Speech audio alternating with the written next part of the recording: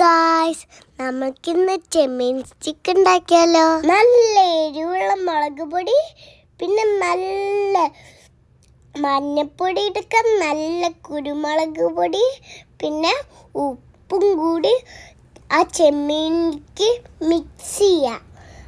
അതിലേക്ക് വേണ്ടി ഇച്ചിരി എണ്ണയും വിനീഗറും കൂടി മിക്സ് ചെയ്യാം.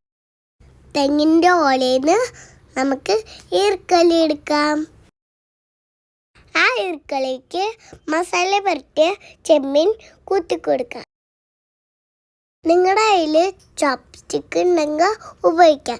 എൻ്റെ കയ്യിൽ ഈർക്കലിയല്ലോ. ചെമ്മീൻ ചെടിയിൽ മുട്ടാളെന്നല്ല കേട്ടിട്ടുള്ളത്. എൻ്റെ ചെമ്മീൻ എൻ്റെ എണ്ണച്ചട്ടിയിലേക്ക് ചാടിക്കുന്നത്. തിരിച്ചിട്ടും മറിച്ചിട്ടും മറക്കൂ. അങ്ങനെ ചെമ്മീൻ സ്റ്റിക്ക് റെഡിയായി. ഇനി നമുക്ക് കഴിച്ചു നോക്കിയാലോ. എന്താ ടേസ്റ്റ്.